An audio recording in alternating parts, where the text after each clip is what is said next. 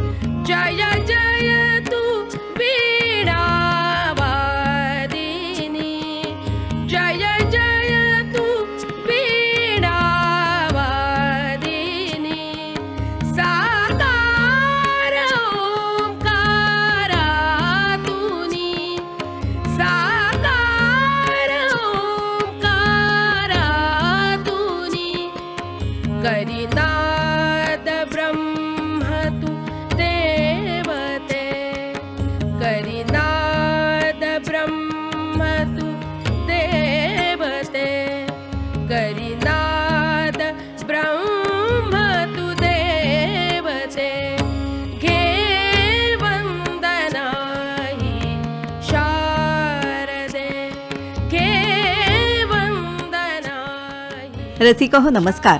आजच्या विजयादशमीच्या दसऱ्याच्या तुम्हा सर्वांना खूप खूप शुभेच्छा. आणि आजच्या कार्यक्रमाची सुरेल सुरुवात आपण देवी शारदेच्या स्तवनाने केली. आज हा जो स्वर आपण ऐकला तो होता सुप्रसिद्ध गायिका अर्चना कान्हेरे यांचा. अर्चनाताई, नमस्कार. नमस्कार. आणि तुम्हालाही दसऱ्याच्या खूप शुभेच्छा देते. आज तुमच्या स्वरातलं हे शारदा स्तवन आम्ही ऐकलं. तर मुळात नवरात्र हा सृजनाचा उत्सव आहे. या निमित्ताने तुमच्या मनामध्ये काय भावना येतात? सरस्वती, शारदा, काली माता, भवानी देवी, दुर्गा देवी, लक्ष्मी माता, जगज्जननी, जगदंबा, ह्या सर्व नवरात्रीतल्या 9 दिवस आपण त्यांना उपाधी वेगवेगळ्या 9 नावं माझ्या एकदम डोळ्यासमोर आली नवरात्र म्हणून. बरोबर. तर अशा या नावाने आपण तिचं स्तवन करतो आणि ह्या नवरात्र उत्सव साजरा करतो. तर मला असं वाटतं की विद्या आणि कलांची देवता आणि दुष्टांचा संहार करणारी ही असुरमर्दिनी, तर हिच्याकडे, या देवीच्याकडे मी काय मागणं मागते, तर तिच्या कृपेने तिचं स्तवन करण्याकरता अखेरपर्यंत माझा गाता गळा ठेव, एवढीच मी प्रार्थना नेहमीच मागत असते, हे मागणं. आणि देवीकडे तर हीच अपेक्षा करते. गायकासाठी गळा गाता राहणं हे खूप महत्वाचं आहे. आणि त्यासाठी ती स्वरांची देणगी ही अर्थात ईश्वरदत्त आणि तुमची मेहनत, ह्या दोन्ही गोष्टी त्यात असतात. तर सरस्वती ही तुम्ही म्हणालात तसं विद्या आणि कला दोन्हीचं दैवत आहे. तिचा वरदहस्त लाभणं हे सोपं नाही. त्यासाठी साधना करावी लागते. तर या साधनेचं महत्त्व संगीताच्या क्षेत्रात तर फार मोठं आहे. त्याविषयी सांगा ना. हा, म्हणजे ही साधना, तुम्हाला गाणं येतं हे जेव्हा कळतं, म्हणजे लहानपणापासूनच कळतं की आपल्याला याचं काहीतरी आहे गाणं. मला वाटतं मी अशा माझ्या सुरुवातीच्या काळात जाते हे सांगताना, साधनेचं महत्त्व सांगताना. त्या लहानपणी माहीत नसतं की आपल्याला गाणं येते म्हणजे साधना करायचे, रियाज करायचे म्हणजे काय. तर तुम्हाला शिकवलेलं असतं ते चांगलं लोकांसमोर मांडायचं आहे, तर ते मांडण्यासाठी तुम्हाला एखादा राग खूप विचार करून त्याचा रियाज करून, हा. आवाजाची पण एक साधन आहे आणि राग शिकल्यावर राग मांडायची पण एक वेगळी साधन आहे. म्हणजे आपण सारेगमपधनिसा शिकतो, ते चांगले लागले पाहिजेत स्वर, गळ्यातून चांगले गेले पाहिजेत, बराच वेळ एक एक स्वर लावता आला पाहिजे. म्हणजे मला तर असं वाटतं की काही सेकंद आज लावलाय तर उद्या 12 सेकंद पहिल्यांदा लावला, मग 15, मग दुसऱ्या दिवशी 18, अच्छा. असं करत 22 सेकंद म्हणजे खूप झाला एक एक स्वर आपण लावणं. हाही एक मोठा रियाज आहे, ही साधन आहे. मग तुमचा गळा त्यासाठी एकदम तयार होतो छान. तुम्हाला जिथे थांबायचंय तिथे किती वेळ थांबायचंय, तर काही वेळा तुम्हाला पटकन दुसऱ्या स्वरावर जावं लागतं, पण काही वेळा खूप वेळ तो सूर ठेवावा लागतो लावून. ही सगळी साधन आहे. ह्या सगळ्या साधनेची अत्यंत गरज आहे. बरोबर. आणि ती करावीच लागते. आणि त्यामुळे वर्षानुवर्ष गाणं शिकणं हे सुद्धा सुरूच राहतं. हो, गाण्याचा रियाज आणि गाणं शिकणं हे कुठल्याही कलाकाराचं त्याला एंड नाही, ते संपत नाही. म्हणजे आता तुम्ही जरी शिष्य घडवत असाल तरी एकीकडे तुमचंही शिक्षण सुरू असतं. नक्कीच. आता मला सगळं आलं, आता मला शिकायचं नाही असं म्हणणारा गायक नसणार. तुम्ही अगदी एका छोट्याशा खेडेगावात रायगड जिल्ह्यातल्या गोरेगावमधून आलेल्या आहात, तर फारशी साधनही नव्हती तिथे आणि खरंय. त्यातून गाणं मुळात उपजत गुण तुमच्यात तो आहेच.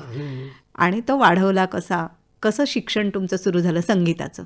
अत्यंत खेडेगावामध्ये गाणं शिकवणं कोण शिकवणार? गुरु म्हणून असं, किंवा वडिलांना खूप वाटलं माझ्या की हिला गाणं शिकवायला हवं, पण अख्ख्या गावामध्ये 2च घरं अशी की त्यांना गाणं जाणणारी, बाकी कोणाला गाणं म्हणजे काय, शास्त्रीय संगीत, सूर याचं काहीच कोणाला ज्ञान नाही.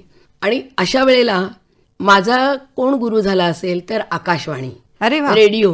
हा. आमच्याकडे एक रेडिओ ट्रान्झिस्टर होता तेव्हा, आणि त्याच्यावर जे क्लासिकल गायलं जायचं तर त्या एकेका ख्यालाचे मुखडा आणि ख्यालाचा अंतरा, म्हणजे मला आता पुढे शिकल्यावर खूप हसू येतं की त्याच्यावर मी अर्धा तास एक राग गायची. नुसता मुखड्याचे शब्द आहेत माझ्याकडे. समजा आता सोजानू रे जा शंकराचा, पुढचं मला काही माहित नाही. माझी आई हे सगळं लिहून घ्यायची. अच्छा. ऐकल्यावर म्हणजे पहिला मुखडा रेडिओवरनं. पूर्वी गाणी लिहून घेत असत तसं तुम्ही शास्त्रीय संगीताचा मुखडा, चीजा लिहून चीज म्हणजे मुखडा. आता आणि मुखडा आणि पुढचे शब्द खूप वेळा कळायचे नाही, मग ते काहीतरी जे काय मिळायचे ते गाऊन त्याच्यावर मी एक राग गायची आणि अंतऱ्याचे शब्द. उतर बनावत तेवढं जे ऐकायला यायचं लिहिलेलं असायचं, म्हणजे मुखडा आणि अंतरा, या 2 गोष्टीवर मी चांगली 15-20 मिनिटं एक राग गायची. अरे वा. आणि ख्याल गायची, कारण वडील तबला वाजवायला होते, त्यामुळे माझ्या अंगात किंवा माझ्या रक्तामध्ये ताल असावा. आता 45 राग ओळखायची हे सुद्धा तेव्हा. हो, म्हणजे तुमच्याबद्दल असं वाचनात आलंय की वयाच्या 5व्या वर्षी तुम्ही 45 राग ओळखू शकायचा. हो, आणि म्हणजे आता मला हसू येतं आणि आश्चर्य वाटतं की कसे जादू वाटते हे कसं. तर माझे वडील ना सगळीकडे घेऊन जायचे मला आणि सांगायचे लोकांना की ही राग ओळखते. तर ते म्हणायचे, अहो ही 5 वर्षाची मुलगी ही आकडे पण सरळ म्हणू शकत नाही, 40, 45, 35, आणि ही राग ओळखते. तर म्हणे मला काही कळत नसेल, पण तुम्ही वाजवा तर खरं आणि विचारा तर खरं. मग एक झाला, दुसरा झाला, नंद झाला, भिंपलास झाला, पट्टदीप झाला, अमुक झाला, तमुक झाला, असे राग मी आपले ओळखते. त्यांना आश्चर्यच वाटायचं, एवढे कसे राग ओळखता येतात. आणि मलाही देखील आता आश्चर्य वाटतं. हे अद्भुत आहे खरोखर. म्हणजे काहीतरी दैवी असावं, उपजतच होतं हे. पण मग जसं आता शहरामध्ये अनेक ठिकाणी क्लास असतात गाण्याचे, तर त्यावेळेला सुरुवातीला भूप शिकवला किंवा काय अशी शिक्षणाची सुरुवात होते, तसं तुमच्या बाबतीत न घडता तुम्हाला हे राग ओळखायला यायला लागले, म्हणजे गाता येत नव्हते ना. म्हणजे गाता येणं कोणीतरी गुरु पाहिजे ना. हे राग मी सुरावटी ऐकून पटकन ओळखायची, पण म्हणजे तो राग मला खूप समजला असं नाही ना. बरोबर. खूप रागाचं फक्त काय आहे सूर, म्हणजे आपण गाण्यावरनं राग ओळखतो तसं सुरावरनं मी रागाचं नाव सांगायची. पण तुम्ही विचारलं चल आता तू गा, तर मी रेडिओ माझा गुरु, की रेडिओत भूप कोणाचा लागलेला असला की मग आई लगेच म्हणते भूप लागलाय, चला आता हा असा आहे. मग असं म्हणून तो भूप मला गाता यायला लागला. मग तो भूप मी 15-20 मिनिटं आळवायची. आता ते गुरु नव्हते, पण मला नाईलाजच होता, कारण मी खेडेगावात 11वी पर्यंत शिक्षण शिकल्यावर जेव्हा मी काय करायचं आता पुढे असं विचारल्यावर मी पहिले सांगितलं मला फक्त गाणं शिकायचं. म्हणजे आकाशवाणी या श्राव्य माध्यमाचा संस्कार इतका मोठा आहे. खरंच माझ्या दृष्टीने तो फारच मोठा आहे. हा, आणि त्याच्यातनं तुम्ही राग वेगवेगळे ओळखायला शिकलात. जे कसे गायचे हा, आणि त्याच्या मुखडा आणि अंतऱ्याच्या शब्दावरनं मी प्रोग्राममध्ये, म्हणजे माझे 8-10 वर्षाची असताना 2-2 तासाचे कार्यक्रम व्हायचे. मग त्याच्यामध्ये मी जी नाट्यसंगीत गायचे त्या प्रोग्राममध्ये आधी एक ख्याल, म्हणजे वडिलांनी ते आखून दिलं होतं, आधी एक ख्याल, मग एक ठुमरी. आता या ठुमऱ्या सुद्धा ऐकूनच, म्हणजे कोण शिकवायलाच नव्हतं. 11वी पर्यंत, म्हणजे वयाच्या 17-18 वर्षापर्यंत कोणी शिकवायला नाही, पण काही कुठे ऐकलं तर ते आत्मसात करायचं, पटकन यायचं, म्हणजे पटकन यायचं, हे महत्वाचं. आणि मग ठुमरी, मग त्याच्यानंतर नाट्यसंगीत. पण मी ना त्यावेळी तुम्हाला हसू येईल, पण मी माझे वडील जी गाणी नाट्यसंगीत गायची ती सगळी शुरामी वंदिले, देहाता शरणागता, चंद्रिका ही जणू, झणी दे करया, किंवा सगळी जेंट्सच असायची. झाली होती म्हणा. म्हणजे कधीच बालगंधर्वांचं एकही गाणं मला त्यावेळी येत नव्हतं, कारण वडिलांचं ऐकून मी गायचे. वडील असे गुणगुणायचे, गायचे, आणि हे बघ किती छान आहे गाणं, आणि मला यायचं ते. रवी मी, भालीचंद्र असे, म्हणजे मास्टर दीनानाथांची गाणी, ती वडिलांमुळे मी तीच गायची प्रोग्राम मध्ये, पुरुष गायकांची. पण तुमचे वडील हे कीर्तनकार, पौरोहित्य करणारे, पौरोहित्य, कीर्तनकार, तबला वाजवणारे, ते शिक्षक होते साधे. पण मला जेव्हा गाणं येतं कळलं त्यावेळी ते म्हणाले, नको, आता नोकरी केली तर हिच्या पाठी आपल्याला राहता येणार नाही, म्हणून त्यांनी नोकरी सोडली. अच्छा. हा, तेवढ्यासाठी, माझ्यासाठी. मला रोज पहाटे उठवायचे, आणि खरंच माझ्या वडिलांमुळे मी जी काय आहे ती, कारण एकतारीच्या छोट्या भोपळ्यावर 4 तारा लावून मला तंबोरा हातात दिला माझ्या वडिलांनी. अच्छा. त्यावेळेला 7-8 वर्षाचे होते. मला रोज सकाळी लवकर उठवायचे, दूध प्यायला द्यायचे, आणि म्हणायचे रियाज करायला बस. त्यांच्या दृष्टीने सा लाव, मग हे राग गा, आणि स्वतः तबला घेऊन बसायचे. वा. पहाटे 4-5 वाजता उठवायचे. संध्याकाळी सगळी मुलं खेळतात, पण माझे वडील म्हणायचे, तुला मी चॉकलेट देईन, तू इथेच बस, इथे आपण गाणंच करूया. म्हणजे खेळायला दिलं नाही असं नाही, पण जास्त गाण्यात ओढलं, आणि मला त्या गाण्याचे संस्कार तेव्हापासूनच झाले. म्हणजे वडिलांचा हा खूपच मोठा वाटा आहे तुमच्या सगळ्या संपूर्ण करिअरमध्ये, असं म्हणता येईल. ह्या गोरेगावमध्ये तुम्ही 11वी पर्यंत शिकलात, आणि त्याच्यानंतर तुम्ही पुढे पुण्याला आलात, पुण्याहून मग मुंबईला. हा प्रवास कसा घडला? आता गाणं शिकायचं म्हटलं तर पुण्याला, पुणे तर विद्येचं माहेरघरच, त्यामुळे मी ठरवलं पुण्याला आपण जाऊया. म्हणजे घरची परिस्थिती अतिशय प्रतिकूल, कुठलीच, म्हणजे आर्थिकदृष्ट्या आम्ही एकदम दुर्बलच होतो, पण गाणं शिकायचंय, मग त्याच्यासाठी काहीही करायची वेळ आली तरी चालेल, अशी एक जिद्द ठेवूनच मनात मी पुण्यात आले. माझे वडील माझ्याबरोबर होते. त्यांनी आबासाहेब मुजुमदारांकडे मला नेलं आणि सांगितलं की हिला गाणं शिकायचंय, काय करायचं बघा. तर त्यांनी सुचवलं की तुम्ही SNDT मध्ये जर गाणं शिकायला पाठवलं तर हिचं अकॅडमिक पण आणि गाणं पण असं दोन्ही होईल. म्हणून माझी सुरुवात SNDT मधून झाली. म्हणजे संगीत विषयामध्ये ग्रॅज्युएशन करायचं. आता त्यावेळेला पोर्शन प्रमाणे जायला लागायचं, पण मला गाणं येत होतं, त्यामुळे मला थोडंसं असं व्हायचं की तुला येतंय, पण मला खरं सुरुवातच होती, म्हणजे मला चांगलं शिकायचं होतं. म्हणजे तिथे जे राग सिलेबसले होते ते सगळे मी त्यांना म्हटलं नाही, मला इथे शिकायचंय म्हणून मी आली आहे, जरी मला येतंय तरी. मग मला ते शिकायला तिथे मिळाले सुरुवातीला पोर्शन प्रमाणे, पण म्हणजे खरा गुरु मिळायचाच होता. बरोबर. मग तिथे संगीत विषयामध्ये पदवी संपादन. BA ला मी युनिव्हर्सिटीत पहिली आली. अरे वा. आणि त्यावेळी माझी परीक्षा घ्यायला केजी गिंडे साहेब, वामनराव सोडलीकर असे होते. म्हणजे आणि तिथे मी युनिव्हर्सिटीत पहिली आली. मग मला मेरिट स्कॉलरशिप मिळाली. मग मी MA केलं म्युझिक घेऊनच. तर मग त्यामधल्या काळात 74 साली सवाई गंधर्व आर्य संगीत प्रसारक मंडळ जे आहे पुण्याचं, त्यांनी एक स्कॉलरशिप द्यायचं ठरवलं. शिष्यवृत्तीची परीक्षा घेतली आणि त्याच्यासाठी आवाहन केलं होतं. 31 विद्यार्थी आले होते आणि ती परीक्षा वसंतराव देशपांडेने घेतली. 3 लोकांना निवडलं, त्यात माझी निवड झाली. मस्त. आणि मग मला ती निवड झाल्यावर सगळ्यात महत्वाची गोष्ट म्हणजे ज्या गुरुकडे मला शिकायचं तिथे निदान 2 वर्ष तरी मला शिकण्याची संधी मिळणार. कारण आर्थिकदृष्ट्या हे दुर्बल असल्यामुळे आम्ही जाऊन कुणाकडे शिकणं शक्य नव्हतं. तर ही स्कॉलरशिप मिळाल्यामुळं मला एक चांगला गुरु मिळणार असं आस लागली. मग त्यांनी मला विचारलं कुणाकडे शिकायचंय. तर मी माणिक वर्मा हे नाव सांगितलं. माणिकबाईंकडे गाणं शिकायला तुम्ही जाणार होतात, म्हणजे तशी तुम्ही इच्छा प्रदर्शित केली, पण पुण्यामध्ये एकूणच सांस्कृतिक वातावरण उत्तम तुम्हाला लाभलं आणि बऱ्याच मैफली सुद्धा ऐकता आल्या असतील. हो. तर दिग्गजांच्या भेटीही झाल्या असतील काही, बरोबर. त्याविषयी सांगा. मी जे सांगितलं की मी सगळी पुरुषांची गाणी गायचे हा. लहानपणी, हो. आणि बालगंधर्व स्पर्धा आयोजित केल्या पु ल देशपांडेंनी. अच्छा. आणि मला बालगंधर्वांचं एकही गाणं येत नव्हतं आणि मला तर स्पर्धेत भाग घ्यायचा होता. हा. मी जेव्हा खूप लोकांना विचारलं आता मी काय करू, मला छान गायचंय, तर मला सांगितलं माणिक वर्मांचं गाणं म्हणजे बालगंधर्वांच्याच गाण्याला अनुसरू नये. अच्छा. तर माणिक वर्मांची गाणी ऐकून मी ती सगळी गाणी बसवली आणि नाट्यसंगीतात त्यात सुद्धा पहिल्या वर्षी 5वा, दुसऱ्या वर्षी 4था क्रमांक आणि तिसऱ्या वर्षी 2रा क्रमांक. आणि मग एक 3-4 वर्षांनी ती स्पर्धा पुढे नाहीच होऊ शकली. त्याच्यामध्ये हे सगळे आपण आता आशा खाडीलकर किंवा ही जी नावं ऐकतो ती त्यावेळेला त्या स्पर्धेतून तुम्ही सगळे स्पर्धक होतात स्पर्धक एकमेकांचे. होते तेव्हा. अच्छा.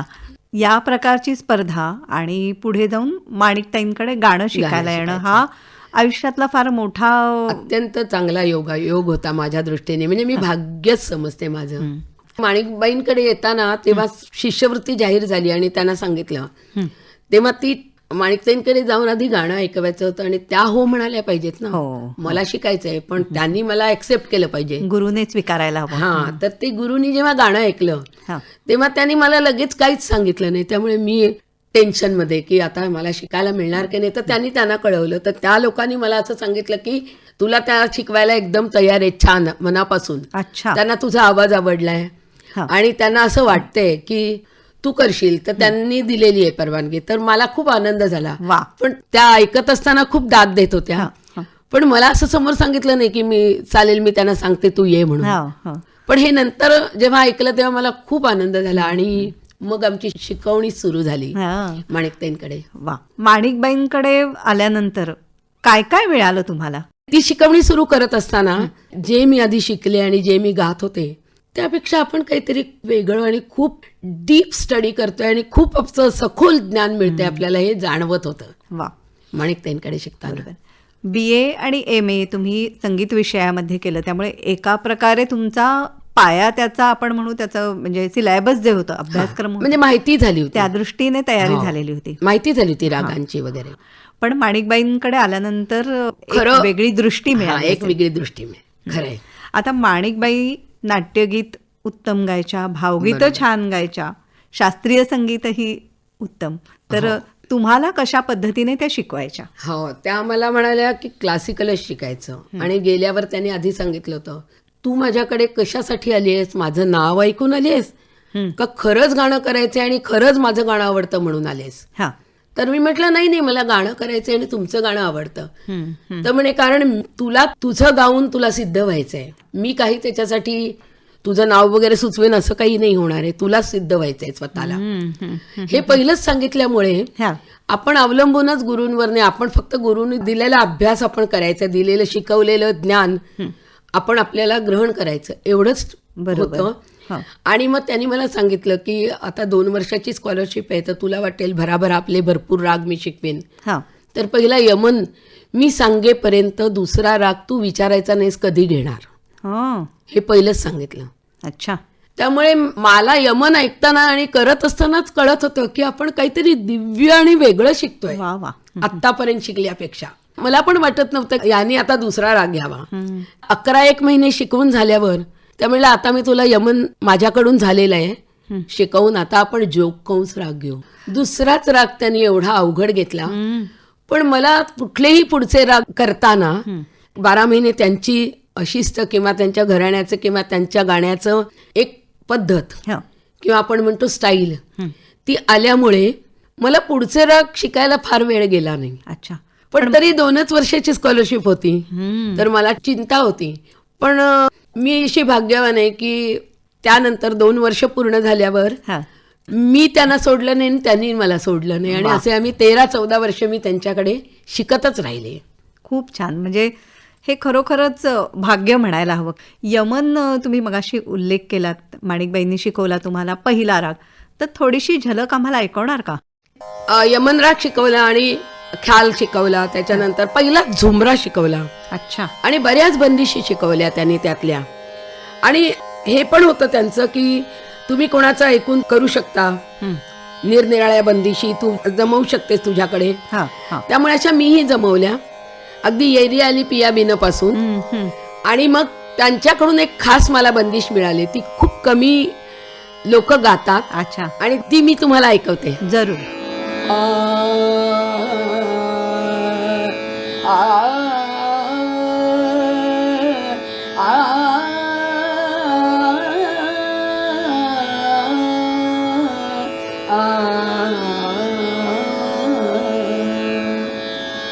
करीम करतार गरीब नवाज, करीम करतार गरीब नवाज, सुनो आरज मोरी आज काज सवार, करीम करतार गरीब नवाज, करीम करतार.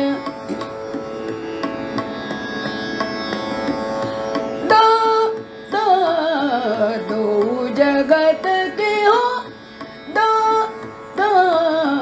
दो जगत के हो, मुश्किलात मेरी दूर करो तुम्ही खलक के एक आधार, करीम करतार गरीब नवाज, करीम करतार गरीब नवाज, करीम करतार, करीम करतार, करीम करतार.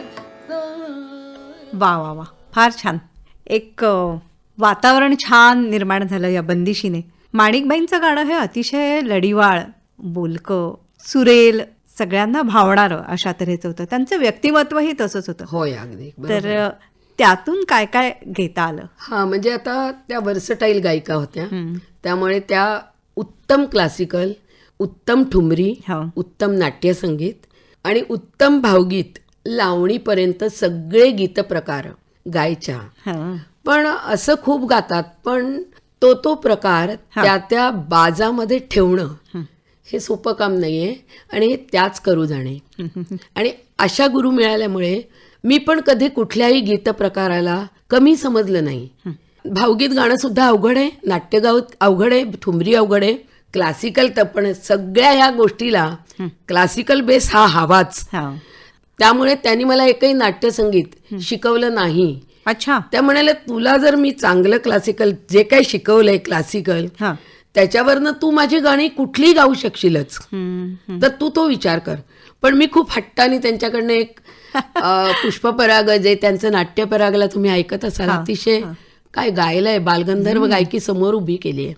तर असं ते गाणं मी त्यांच्याकडनं मात्र हट्टाने शिकून घेतलं आणि खूपच चांगल्या होत्या, की असं उदार हस्ताने द्यायच्या, कधी कधी रागवायच्या, पण ते इतकं परफेक्ट होतं. म्हणजे तुम्ही सगळं तुम्हाला इझी मिळतं, आम्हाला मिळवताना खूप कष्ट झाले असं त्या सांगायच्या. त्यामुळे ती जाण आम्हाला होती की आपण इतके भाग्यवान आहोत की मला हे छान मिळतंय. पण त्यांना मिळवताना खूप त्रास पडला, सोपं नव्हतं. मला जेव्हा शिष्यवृत्ती मिळाली तेव्हा मी MA ला स्कॉलरशिप मिळून SNDT मध्ये पुण्याच्या होते, त्यामुळे मला कॉलेज सोडायला तयार नव्हतं. म्हणजे तुला काय पाहिजे ते फॅसिलिटी देऊ, पण आमचं कॉलेज तू सोडू नको. म्हणून मी MA पुण्याहूनच केलं.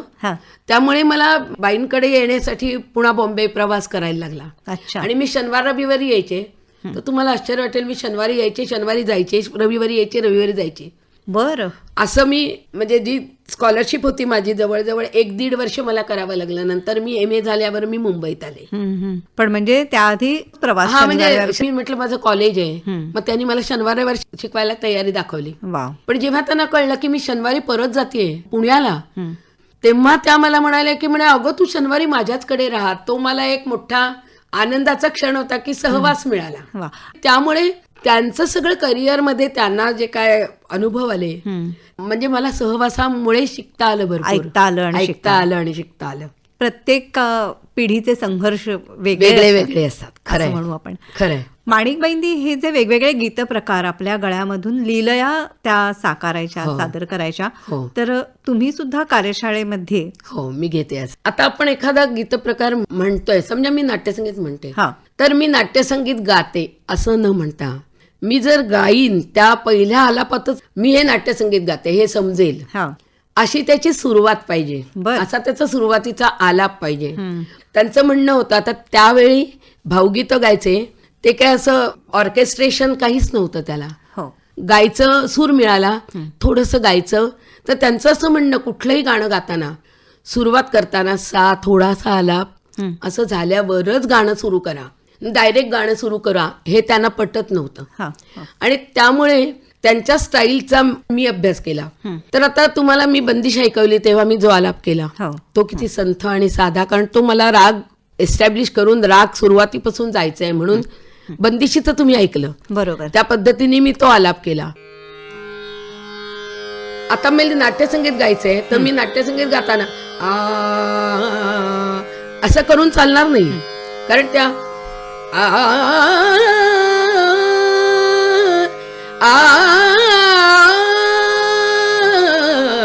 नाथ हा माझा मोही खला, याच्या सुरुवातीवरनं मला सांगावं लागणार नाही तुम्हाला हो खरंय की मी काय गाते. नाट्यपदच येणार आहे हे. हा आता भावगीत आहे समजा, हा. माणिकताईंचंच गाणं घेऊया हा आपण. हा इथेच आणि म्हणायचंय तर मी कसं म्हणणार ते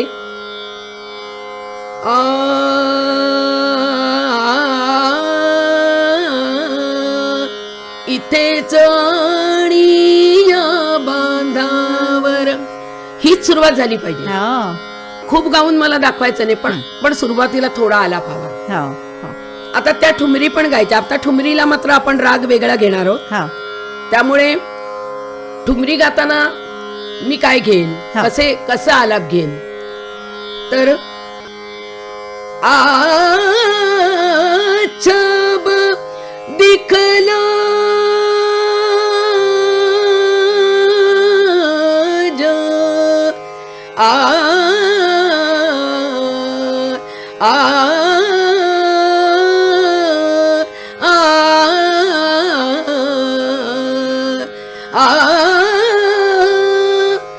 छब दिखला जो सावरिया ध्यान लगो मोहे तोरा. आता ही ठुमरी आहे, हे पहिल्या आलापावरनं समज. अगदी गझल सुद्धा थोडीशी ऐकवाल? मराठी गझल माणिकताईंची त्या चित्त चोरट्याला. अरे वा वा. तर त्याची सुरुवात बघा कशी केली आहे.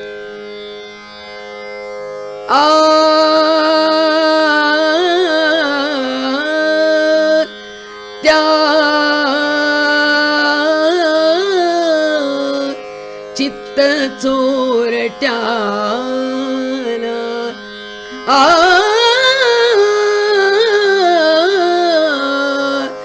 त्या चित्त चोरट्याला का आपुले म्हणू मी, का आपुले म्हणू. मग त्याची सुरुवात बघा कशी. अजून स्पष्ट करते तुम्हाला. हा.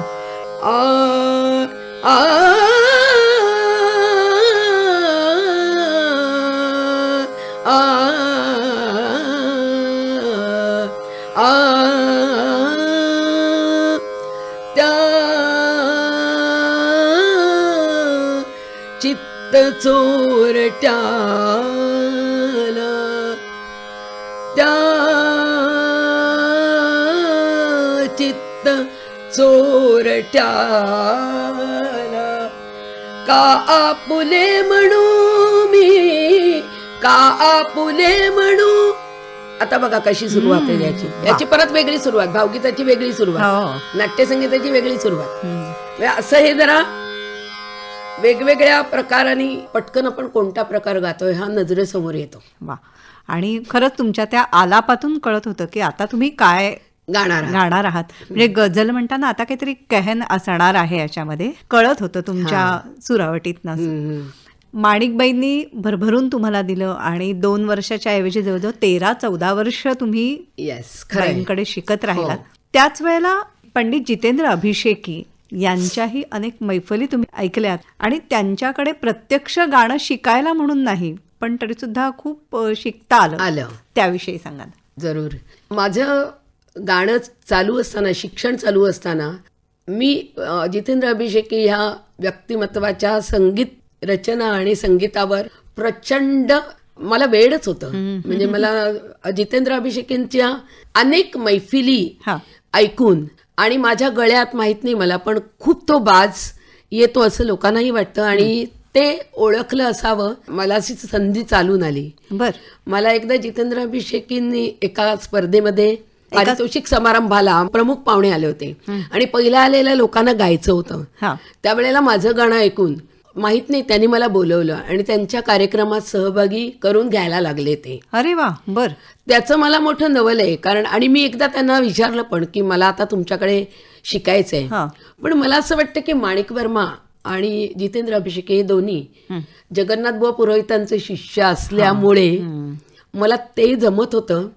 माणिकताईंच्या शिकवणीतून जे मिळालं होतं त्याच्या आधाराने, त्या बळावर आणि मला ती संधी पण तशा चालून येत होत्या की बुवांचं गाणं किंवा बुवांचे अभंग, बुवांची नाट्यसंगीत गायची. तर तुम्हाला माहितीच आहे आता माझी ओळखच हे सुरानू चंद्रवापासून आहे. अगदी. तर HMVनी 3-4 गाणी माझी रेकॉर्ड केली. त्यावेळेला मी हे गाणं असं गाऊनच ठेवलं होतं, नुसतं गायलं होतं.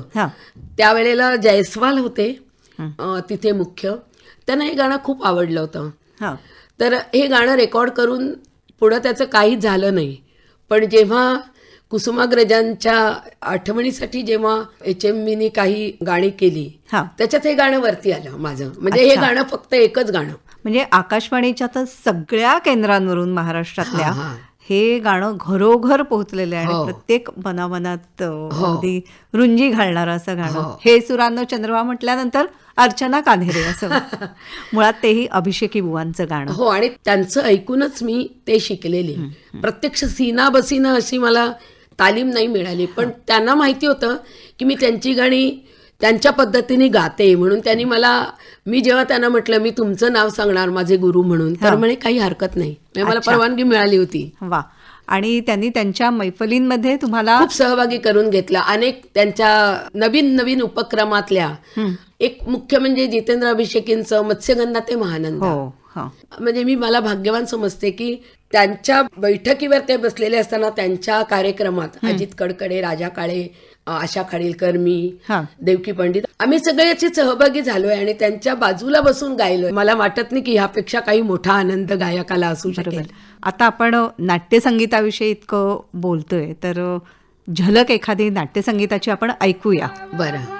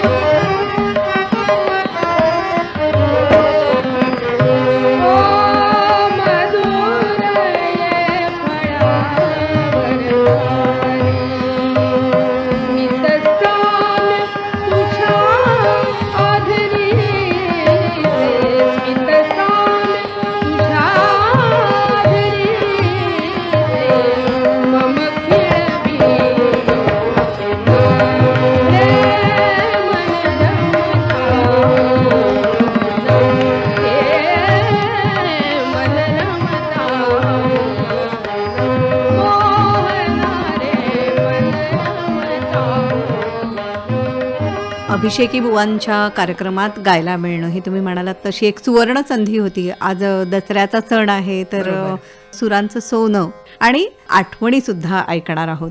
तर या मैफलीमध्ये तुम्ही कोणत्या प्रकारची गाणी गात होता? हा, तर ते मला खूप छान किस्सा आहे याबद्दलचा. कारण माझ्या त्या मत्स्यगंधा ते महानंदामध्ये मला गर्दस भोवती, हा, तव भास अंतरा झाला, अशी भावगीत टाईप गाणी अशी मला मिळायची. तर मी आपली एक खूप भीतभीत अशी त्यांना म्हटलं, मला ना ही गाणी असं वाटतं की ही भावगीतासारखी काय गाणी. त्याच्यावर त्यांनी मला असं सांगितलं हा, की अहो तुम्ही असं नका समजू, आणि अहो जाऊ करायचे सगळ्यांना बुवा, विद्यार्थ्यांना सुद्धा. अच्छा, कुणालाच त्याने आरे तुरे केलेलं मी ऐकलेलं नाही. अहो तुम्ही असं नका म्हणू, विचार करा, त्या गाण्यांमध्ये सुद्धा गाण्याचे कंटेंट्स आहेत चांगले रंगवायचे. मला तर अपेक्षा तव भास हे भावगीत नाहीच आहे माझ्या दृष्टीने, हे ठुमरी अंगाचं नाट्यगीत आहे. बर, असं त्यानं विचार दिला मला, फक्त विचार दिला, आणि मी त्याच्याकडे वेगळ्या दृष्टीने बघायला लागले. आणि मग मला ती उमगली गाणी. आता ती 3 मिनिटाची रेकॉर्ड आहे, 2.5-3 मिनिटाची. मी गर्दसोबती गाणं 5 ते 6 मिनिटं गाऊ शकते. हा, तव भास अंतरा मी ती कितीही वेळ गाऊ शकते. आपल्याच इथे स्टुडिओमध्ये प्रभाकर पंडित असताना हा, गाण्याचा वेळ होता काहीतरी 5 मिनिटं, 8 मिनिटं वगैरे मी गायलं. पण ते म्हणाले तू एवढं छान गायलीस, मी असंच ठेवणार आणि कधीतरी त्या चंकला लावीन. म्हणजे त्यांच्या विचारामुळे मी त्याच्याकडे त्या दृष्टीने बघितलं. नाहीतर ही गाणी गायची आहेत असं कुणाला वाटणार नाही. वा. पण तो विचार एक बुवानी दिला मला, अभिषेकीने. माणिकबाई, अभिषेकी बुवा आणि तुमचे तिसरे गुरु म्हणजे पंडित शंकर अभ्यंकर, विख्यात सतारवादक आणि बंदिशकार. बंदिशकार. तर त्यांच्याकडूनही तुम्ही बंदिशींचा संग्रह खूप वेचलात, नाही का? खूप घेतला. म्हणजे त्यांच्या आणि बंदिशी तशा सोप्या नाही आहेत. आणि त्यांच्या बंदिशी खूप लईच्या अंगाने, स्वतः सतारवादक असल्यामुळे लईच्या अंगाने बांधलेल्या आणि तालाला अगदी सहज सोप्या. एखादा जो विद्यार्थी असेल त्यालाच त्याचं ते वजन समजेल. वेगळ्या वजनाच्या आणि वेगळ्या लयकारीनी समृद्ध अशा त्यांच्या बंदिशी आहेत. तर मी अभ्यंकर सरांकडे जायला कारणीभूत माणिकताईच आहेत. अच्छा, माणिकताई एकदा मला सहज म्हणाल्या, अगं मला सुद्धा जावंसं वाटतं ते शंकर अभ्यंकरांकडे, काय बंदिशी आहेत त्यांच्या, तू जा की. आणि असं म्हणून 90 सालापासून मी अभ्यंकर सरांकडे बंदिशी म्हणून शिकायला गेले. तर माझं असं भाग्य की कुमारांच्या स्टाईलनी त्यांच्या बंदिशी, आणि माझ्या गळ्यात तर माणिक वर्मांचा बाज. पण माहित नाही मला, तोही बाज मला खूप चांगला जमला. कारण कुमारांच्या टाईपनी देशकार मधल्या बांधलेल्या 2-3 बंदिशी, जेव्हा आराधना पुस्तकाचं प्रकाशन अभ्यंकर सरांचं झालं, ते कुमारांच्या हस्ते झालं, तर त्यावेळी मला या बंदिशी गायला मिळाल्या गंधर्वांच्या समोर. वा, हे एक भाग्य. आणि त्या मला व्यवस्थित कुमारांच्या ढंगानी आणि जशा त्यांना हव्या होत्या सरांना, तशा त्यांनी माझ्याकडनं करून घेतल्या. म्हणजे सगळं श्रेय आमच्या अभ्यंकर सरांना आहे. आणि त्याच्यानंतर जवळजवळ गेले 20 वर्ष मी अजून शिकतेच आहे त्यांच्याकडे. कारण बंदिशी इतक्या नवीन विविध प्रकारच्या, म्हणजे मला एक सांगायचंय महत्वाची गोष्ट की माणिकताईंकडून माणिकताईंनी शिकवलेला एखादा बडा ख्याल गायला की त्यानंतर सेकंड राग काय गावा, हे सगळ्यात महत्वाचं. म्हणजे अभ्यंकरांची कुठलाही सेकंड राग तुम्ही घेतलात, झपताल, रूपक आणि असे त्यांनी बांधलेले आहेत की तुमची मैफल रंगलीच पाहिजे, असं एक त्यांनी बांधून ठेवलेल्या बंदिशी आहेत. त्याचा मला फार उपयोग होतो. आज 60 वर्ष तुम्ही संगीताच्या क्षेत्रामध्ये कार्यरत आहात आणि मगाशी अभिषेकी बुवांचा विषय निघाला, तर संगीत मैफलींमध्ये त्यांच्या तुम्ही गायलात, तसा संगीत नाटकाशी कधी संपर्क आला का थेट, म्हणजे अभिनयात जावं असं काही? खरं तर मला म्हणजे नाट्यसंगीत लोकांना आवडायचं आणि मी गायचे, तर खरं म्हणजे नाटकात काम करायला पाहिजे होतं. आला तसा योग. म्हणजे माझी ती एक इच्छा होती, पण मला पूर्ण वेळ ते करायचं इच्छा पण नव्हती. कारण माणिकताईंनी शिकवलं होतं तेव्हा, त्यांनी पण खूप संधी आल्या होत्या त्यांना नाटकात काम करायचे, पण त्यांनी चांगलं दर्जेदार क्लासिकलच मला मैफिलीच गायचे असं. तसं एक माझी पण गुरूंच्या प्रमाणे वृत्ती झाली होती. पण मला नाटकात काम करायची काय म्हणतो ना, खुमखुमी असते एखादी आपल्याला, नाही आपण करून बघूया. आणि त्या वयात ते वाटणं स्वाभाविकही आहे ना. आणि मला ही संधी BMC मध्ये मी म्युझिक टीचर म्हणून जॉब करत होते आणि नंतर मला वरची पोस्ट मिळाली आणि मी संगीत कला अकादमीत आले. अच्छा. त्यावेळी शुभदा दादरकर, हो. विद्याधर गोखल्यांची मुलगी, हो. त्यांच्यामुळे मी पहिलं नाटकात काम केलं, स्वरसम्राज्ञी, आणि ते सुद्धा अरे वा, नाटक. बर. हो. आता स्वरसम्राज्ञी नाटक हे पण असंच आहे की सगळे गीत प्रकार त्याच्यात आहेत, गायिकेच्या वरचंच गाणं. आता ते मला करताना अभिनयाचं सगळं शुभदा दादरकरनी हे घेतलं आणि गाणं मला ती म्हणाली तुला येतच आहे, त्यामुळे तुला त्याबद्दल मला सांगायला नको आहे. त्याच्यानंतर एक मंदारमाला, अशी 2 नाटकं मी स्पर्धेसाठी केली. अरे वा. आणि त्या दोन्हीमध्ये मला संगीत अभिनेत्रीचं पारितोषिक मिळालं दोन्ही वर्षी.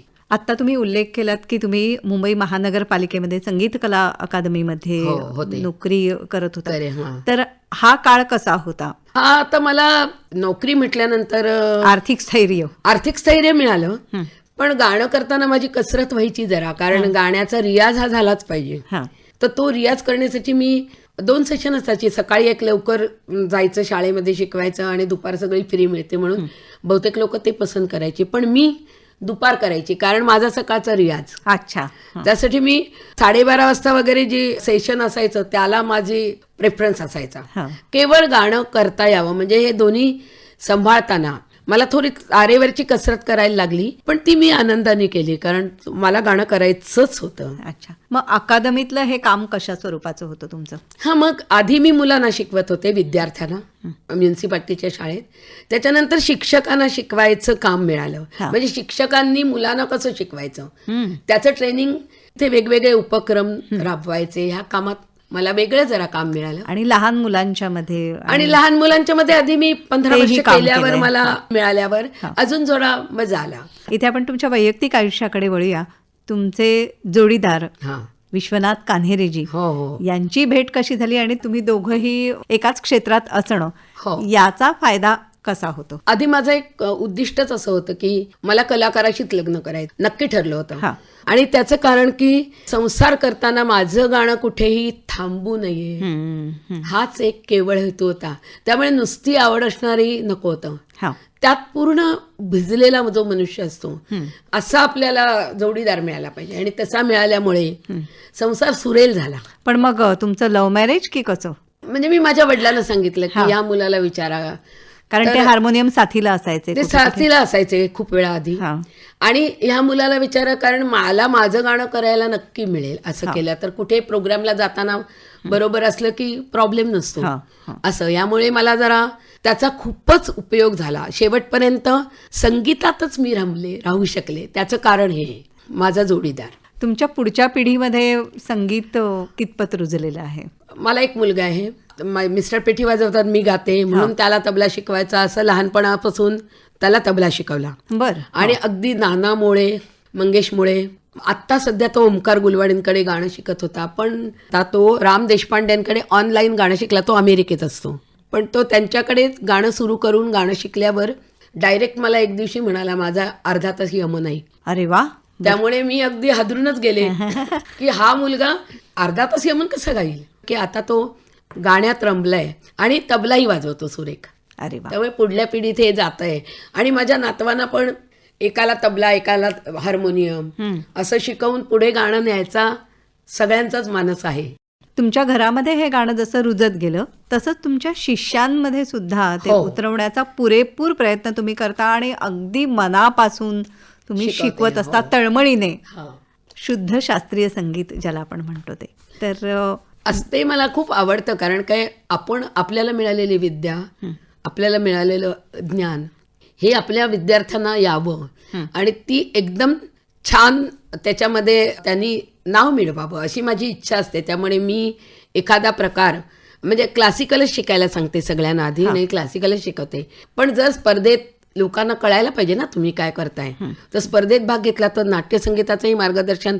माझी एक विद्यार्थिनी आपल्या आकाशवाणीच्या कॉम्पिटिशनमध्ये पहिली आलेली आहे सगळ्या केंद्रातून नाट्यसंगीतात. वैदेही मेकणे. अरे वा. ती माझ्याकडे लहानपणापासून शिकते. असं माझं उत्तेजन असतं. शिष्य घडवण्यातला आनंद सुद्धा फार मोठा. खूपच चांगला, खूपच आनंद आहे, कारण आपणही संगीतात राहतो, आपणही त्यांच्यासाठी नवीन काहीतरी करायला जातो. असं करता करता मला विद्यार्थी विचारतात, आता एखादी बंदिश समजा 3 तालात आहे, मी शिकवली, तर ते लगेच विचारतात काही तराणा आहे का तुमच्याकडे? अच्छा. आणि तराणा नसतो माझ्याकडे, पण माझा होतो लगेच तिथल्या तिथे, बर. बनतो. संगीत दिग्दर्शकाविषयी माझ्या मनात खूप प्रेम पहिल्यापासून, हा. की म्हणजे गायलाय त्याच्यापेक्षा ह्यांनी संगीत किती छान दिलंय ना, हा. तिकडे माझं लक्ष जास्त द्यायचं. म्हणजे संगीत दिग्दर्शन. अहो, खरं सांगायचं तर संगीत क्षेत्रातली वेगवेगळी शिखरं ही तुम्हाला सतत खुणावत राहतात हो, आणि खरंय. त्यामुळे नवं काही करून पाहावं असं नेहमीच वाटतं. उर्मी सतत तुमच्यामध्ये असते आणि हो. त्यातूनच तुम्ही संगीत दिग्दर्शन सुद्धा खूप करतेय सध्या. तर मला खूप काय काय सुचत असतं, तर मी हा. करतच असते. काही बंदिशी सुद्धा आणि बंदिशी मी बांधल्यात. मी एखादं तुम्हाला उदाहरण दाखवू शकते बंदिशींचं. जरूर. लागो मन गुरुचरण, लागो मन गुरुचरण, सब सुख पायो पायो ज्ञान, सब सुख पायो पायो ज्ञान, लागो मन गुरुचरण.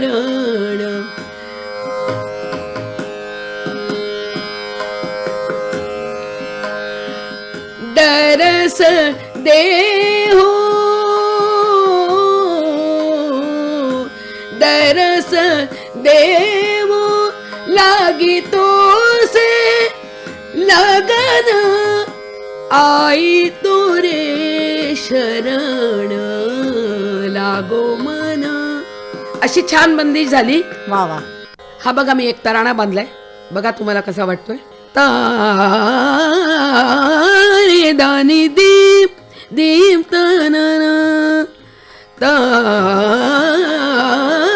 दानी दीप दीप तनन, तनन दीप दीप दीप तनन, तनन दीप तनन दीप तनन दीप, तारे दानी दीप दीप तनन, तानोम तनन देरे ना, तानोम तनन देरे ना, तन देरे ना देरे ना, तनन देरे ना, तनन दीप तनन दीप तनन दीप, तारे दानी दीप दीप तनन, तानोम तनन देरे ना, तानोम तनन देरे ना, तन देरे ना, तन देरे ना, तन देरे ना, तनन दीप तनन दीप तनन दीप, तारे दानी दीप दीप तनन. कसा वाटला? खूप छान. अर्चना, ते तुमच्याशी गप्पा मारताना एक लक्षात येत आहे की अत्यंत स्वच्छ मोकळा स्वर तुम्ही लावताय आणि संगीताच्या क्षेत्रामध्ये सुद्धा कुठेही बंदिस्तपणा फारसा न ठेवता तुमच्या गुरूंनी सुद्धा तुम्हाला खुलेपणाने गायला सांगितलं आणि त्याप्रमाणे तुमची वाटचाल सुरू आहे. याचाच एक भाग असेल कदाचित तुम्ही मालिनीबाई राजूरकर असतील किंवा वीणाताई सहस्रबुद्धे यांच्या मागे बसून तानपुऱ्याची साथ केली आहे. हो, तर हे सुद्धा शिक्षण आहे ना एका परीने. अक्षरशः तुम्हाला खरं सांगते, इव्हन माणिकताईंच्या बरोबर मागे बसल्यावर जे शिकायला मिळतं ते शिकवताना कदाचित म्हणजे मिळत नाही, ते तिथे मिळतं. तसंच आता मालिनीताईंसारख्या एवढ्या मोठ्या विदुषी, वीणाताईंसारख्या विदुषी यांच्या मागे बसल्यावर तंबोऱ्याला एक जबाबदारी पण असते की समजा आपल्याला सोडलं तर गायचंय आणि ते चांगलं आलं पाहिजे आणि तिथून त्यांच्या तानांचे प्रकार किंवा त्यांच्या गायकीची काय स्टाईल कशा पद्धतीने जातं हे खूप शिकण्यासारखं असतं. आणि हे आयत्या वेळेला त्यावेळेला उत्स्फूर्तपणे आलं पाहिजे, उचलता आलं पाहिजे. आणि मुळातच मला स्वतःला, मी संगीत साधक आणि गायिका आहेच, पण मी संगीत प्रेमी आहे. म्हणजे मला गाणं ऐकायला प्रचंड आवडतं. म्हणजे कुणाचंही गाणं, माणिकताई पण इतक्या सोजवळ आणि साध्या होत्या की लहान मुलांचं गाणं सुद्धा तर तेवढ्याच आत्मीयतेने ऐकायच्या आणि चांगलं शोधून त्याला जाऊन सांगायच्या. अरे वा.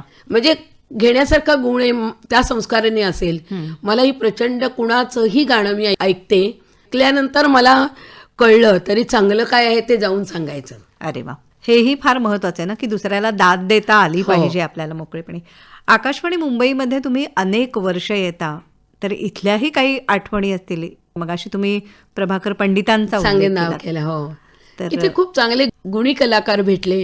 म्हणजे इव्हन मला वाटतं मी रमेश नाडकर्णी वगैरे असल्यापासून मी यायची. म्हणजे मी खूप वर्ष आकाशवाणीशी माझा संबंध आहे. हा, खूप वर्ष मी गाते आणि तुम्हाला इथे यायला आवडतंही. खूप आवडतं. हा, आणि इथे सुद्धा मैफिली वगैरे होतात तेव्हा तर मी येतेच. हो, पण यशवंत देव वगैरे असताना मी खूप आलेली आहे. आणि माझ्या म्हणजे सगळ्या प्रोसिजर मधून मी या गेले. अगदी ऑडिशन दिल्यानंतर पहिली बी ग्रेड, मग बी हाय, मग ए, हा. असं करत करत मी सगळ्या पायऱ्या इथेच चढलेली. आणि इथूनच माझं म्हणजे आकाशवाणीवर माझं खूप प्रेम आहे. अर्चनाताई, तुमचा आणखी एक उपक्रम म्हणजे देवीची स्तुती करणारी अशी एखादी बंदिश तुम्ही नवरात्राचे 9 दिवस रोज समाज माध्यमावरती देत होतात, रसिकांसाठी सादर करत हो, होतात. हो. आणि त्यातल्या काही मला वाटतं पारंपरिक आणि काही तुमच्या स्वतःच्या बंदिशी. हो. तर त्यातली एखादी झलक आम्हाला ऐकवाल का? हा, ऐकवते. सरस्वती रागात मी एक बांधली. अरे वा, बर.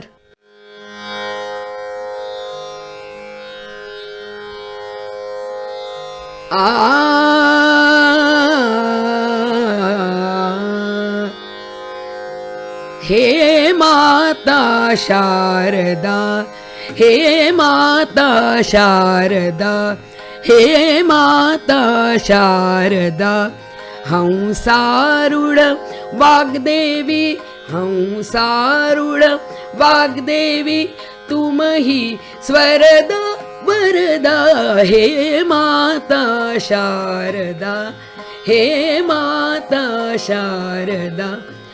सरस्वती श्वेतवसन, सरस्वती श्वेतवसन, वीणासुर संवादन, वीणासुर संवादन, तुमहि स्वरदा वरदा, हे माता शारदा, हे माता शारदा, हे माता शारदा, हे माता, हे माता, हे माता शारदा.